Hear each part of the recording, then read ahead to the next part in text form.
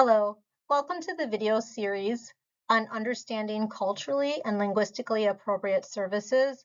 Today's video is on the introduction to the National Class Standards. Objectives for this learning session is to achieve the following. Identify the national and culturally and linguistically appropriate services standards. Examine why the National Class Standards are important, and explore different approaches to implement the National Class Standards within your organization.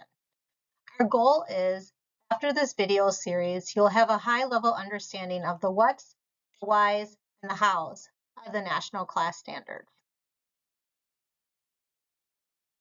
So to get us started, we'd like to do a self-reflection activity. Take a moment to reflect on your childhood and answer the following questions. When you were sick, did you go to the doctor? What type of food did you eat when you were sick? Did your family use alternative healing practices? Did you get childhood vaccinations? What types of celebrations were practiced in your home, and who lived in your home with you? Now think about how your culture may differ from a friend, a coworker, or a partner. There are many types of cultural differences. All of these differences make up our unique perspectives, the way we see ourselves, the way we see others, the way we communicate, and the way we prefer to be communicated with. Think about which aspects of cultural difference influence us the most personally. Understanding our own cultural differences helps us to better understand all the different perspectives that are out there. What are the National Class Standards? The National Class Standards were first implemented in 2000 by the Health and Human Services Office of Minority Health, with the focus to help address and reduce racial and ethnic health and medical care disparities. And now, after feedback from public forums in 2013, the standards were revised to what we have today.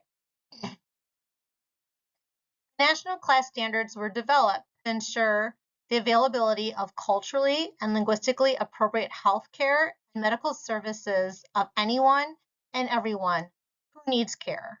CLAS provides organizations with 15 action steps intended to advance health equity, improve quality, and help eliminate healthcare disparities by establishing a blueprint for health and healthcare organizations. So now there is no single correct way to implement the National Class Standards. An organization may decide to implement some, but not all of them, or they may wish to implement some sooner rather than later.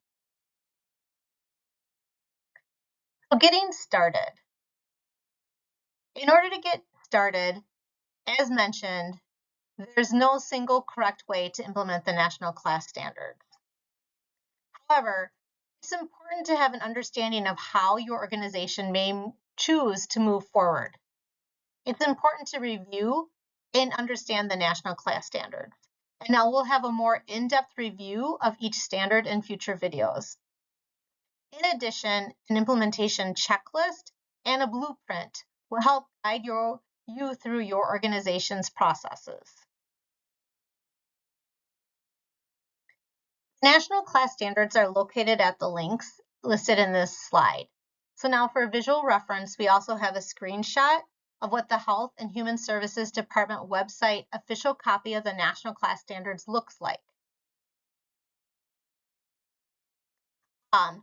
Also, there is the URL in this document if you'd like to access it and use it to follow along with this presentation or with future presentations within this video series.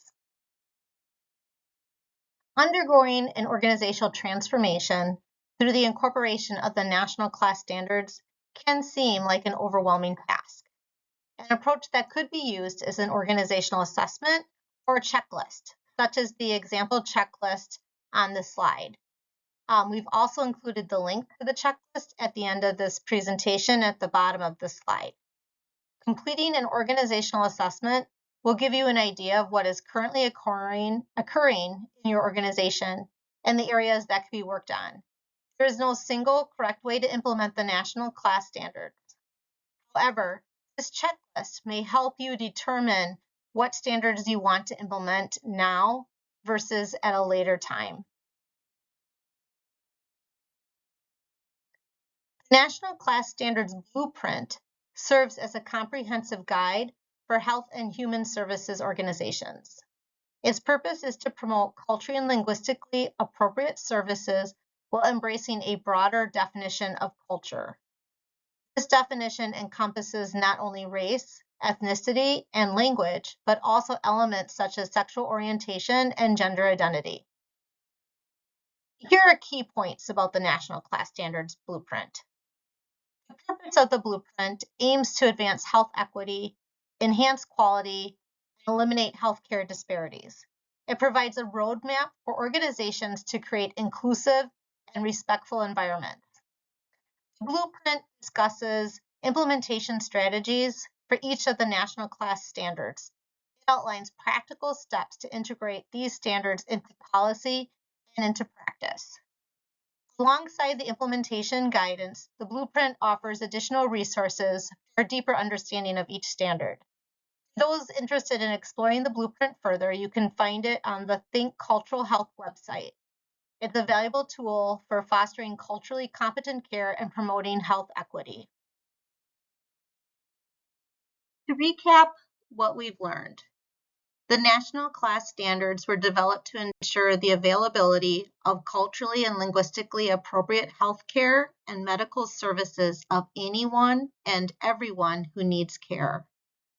The national class standards are made up of 15 action steps, and there are different approaches and tools available to implement the national class standards within your organization. Health equity is the attainment of the highest level of health for all people. Culturally and linguistically appropriate services are increasingly being included or referenced by local or national legislative, regulatory, and accreditation mandates. The pursuit of health equity must remain at the forefront of our efforts.